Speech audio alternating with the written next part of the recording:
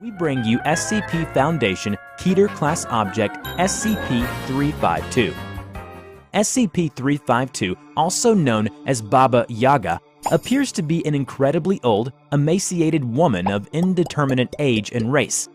352 speaks Old Russian, but with an accent and dialect that makes it even harder to understand and translate. 352 usually does not converse with any of the members of the SCP Foundation, but when she does, her words come off as threats of revenge or bodily harm. 352 has never identified herself by any name, and due to her aggressive nature, it has been impossible to determine any background information. SCP-352 possesses a level of strength and speed much higher than what should be possible for a person of her perceived age and physical dimensions, and has been shown moving loads in excess of 200 kilograms with little physical strain, and moving at speeds in excess of 70 kilometers per hour. 352 can recover from wounds that would be lethal to a human being, including decapitation and disemboweling. This regeneration can take between several days to several weeks, depending on severity. Internally, 352 appears to be a normal human woman, with muscles, bones, and organs in a state consistent with her advanced age. SCP-352 is capable of growing very thin, hair-like strands from any part of her body, apparently at will. These strands can grow several meters in an hour, and appear to be at least partially under the control of 352. They have been observed crawling along floors and up walls and other structures. These hairs are clear and nearly invisible to the naked eye, and appear to be slightly weaker than standard human hair. The strands are also coated in a thin layer of chemical enzyme identical to the enzyme in the saliva of 352. SCP-352 produces an enzyme that is most concentrated in the saliva and hair, but is present in all bodily tissues of 352. How it is produced and its exact chemical makeup are unknown. This enzyme reacts when contact with human tissue and rapidly attacks the nervous system. Anyone who comes into contact with the enzyme will experience symptoms almost immediately, which include hallucinations, euphoria, suppression of cognitive or logical thinking, and suppression of pain receptors. This state will persist for several days if the exposure to the enzyme is mild, and can become permanent with high exposure. Unfortunately, bites from 352 will lead to high exposure in 99.9% of cases. SCP-352 appears to subsist on a carnivorous diet, with a strong preference for human flesh. 352 will create a web of hair and wait for prey to become exposed to the enzyme and become more docile. Once she has her prey within her grasp, 352 will first remove and eat the limbs of her prey to prevent it from wandering away, and then take several days to fully devour the rest of it. Humans have been observed to still be in a euphoric state and have no knowledge of the outside world, even as they suffer the loss of limbs and other bodily tissue.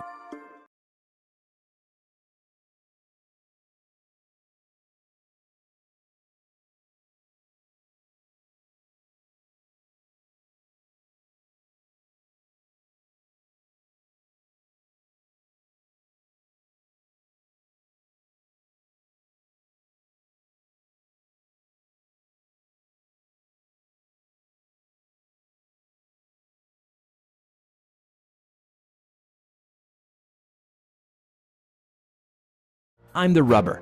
Today, we bring you a SCP Foundation Euclid Class Object SCP-3008. SCP-3008, also known as a perfectly normal, regular old IKEA, is a large retail unit previously owned by and branded as IKEA, a popular furniture retail chain. SCP-3008-1 is a space resembling the inside of an IKEA furniture store, extending far beyond the limits of what could physically be contained within the dimensions of the retail unit. Current measurements indicate an area of at least 10 square kilometers with no visible external terminators detected in any direction. Inconclusive results from the use of laser rangefinders has led to the speculation that the space may be infinite. A person entering SCP-3008 through the main entrance and then passing out of sight of the doors will find themselves translocated to SCP-3008-1. This displacement will typically go unnoticed, as no change will occur from the perspective of the victim. They will generally not become aware until they try to return to the entrance. The entrance of SCP-3008 is to be monitored at all times, and no one is to enter SCP-3008 outside of testing, as permitted by the senior researcher. SCP-30081 is inhabited by an unknown number of civilians trapped within prior to containment. Gathered data suggests they have formed a rudimentary civilization within SCP-30081, including building a giant wall and an entire town built out of shelves and beds and tables for the purpose of defending against SCP-30082. Although there is no detailed description of SCP-30082 in the document, however, the Foundation personnel had found a man's diary, and in the diary, it has records of his experience in SCP-30081 in meeting with SCP-30082. SCP-30082 are humanoid entities that exist within SCP-30081. In all observed cases, they wear a yellow shirt and blue trousers consistent with the IKEA employee uniform. They are 7 feet tall monsters with long arms and short legs, have no facial features, with no eyes or ears, and have hands that were big enough to crush a watermelon. But it is strange that they go down as easy as a regular human being once you start stabbing or cutting them open. However, they don't seem to bleed, and their corpses would not rot, let alone the stench of the rotten corpses.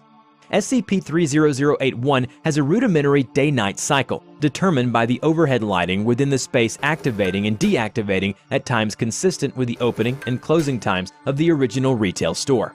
During the night, SCP-30082 will become violent towards all other life forms within SCP-30081. They will run towards other life forms like a chicken with its head cut off. Whenever it is nighttime, SCP-30082 will smash the huge wall of town with bare hands, while calmly and politely vocalize phrases in English that are typically variations of "The store is now closed. Please exit the building." Hence, everyone is prepared for it. Knives from the restaurants, lawnmower blades made into hatchets, a fire axe. In one incident, they discovered a hole on the giant wall, and ever since then, they would stab SCP-30082 through the hole if they ever come smashing the wall at night.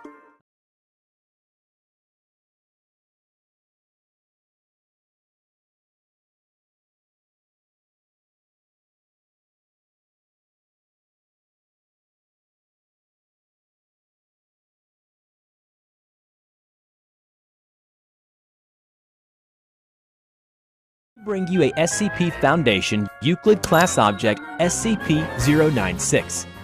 SCP-096 is a humanoid creature measuring approximately 2.38 meters in height. SCP-096 shows very little muscle mass, with a preliminary analysis of body mass suggesting mild malnutrition. Arms are grossly out of proportion with the rest of the subject's body, with an approximate length of 1.5 meters each. It has no sign of any body hair, its skin is mostly devoid of pigmentation, and it probably doesn't have pupils either. Other facial features remain similar to an average human, with the exception of the eyes. SCP-096's jaw can open to 4 times the norm of an average human. It shows no signs of any higher brain functions and is not considered to be sapient.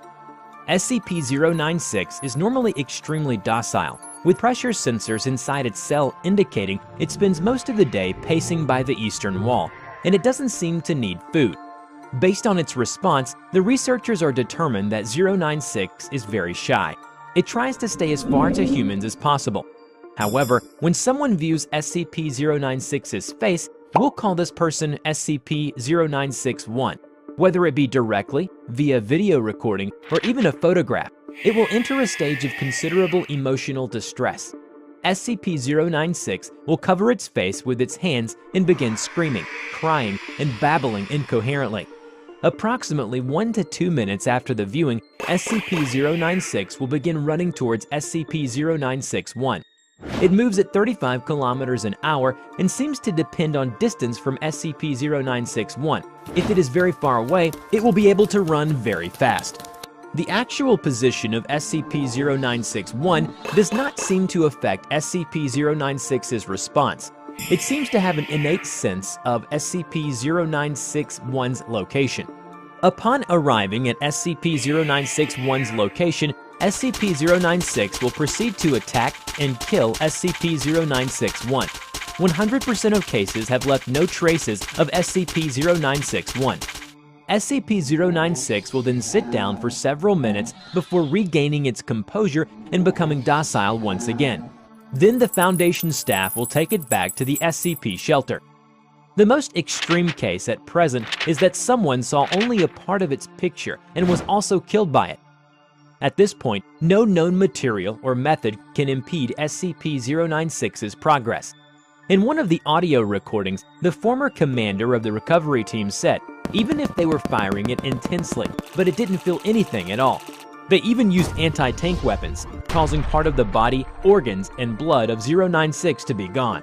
But it was still able to move forward and destroy the entire team. Besides, because it does not cover its face when it's running towards its target, anyone who sees it will be killed by it along the way. Due to the possibility of a mass chain reaction, including breach of Foundation secrecy and large civilian loss of life, a doctor of the Foundation has also petitioned for immediate termination of SCP-096. The Foundation has carried out several execution experiments, one of which is to send the containment tank containing SCP-096 into SCP-682's cell. SCP-682 is a large, vaguely reptile-like creature of unknown origin. It has a powerful regeneration ability and adaptability, and also has the title of Immortal Body. If you want to know more about SCP-682, do click on this video. So back to the execution experiment. The screams of the two entities continue for 27 hours, at which point the noise abruptly stops. Sonar-based video feeds reveal SCP-096 severely wounded and huddled in the southwest corner, apparently upset. Feed shows SCP-682 on the north end of the room, approximately 85% of its initial mass absent. Further attempts to expose SCP-096 to SCP-682 cause it to turn away from 682, jumping in place while clawing at its face and screaming. Because 096 will only attack when people see its face, so the Foundation has long housed it in an airtight steel cube. There are to be absolutely no video surveillance or optical tools of any kind inside SCP-096's cell. Any and all photos, videos, or recordings of SCP-096's likeness are strictly forbidden. But it's said that an abstract painting or its cartoon image is not prohibited because it won't stimulate the emotional distress reaction of 096.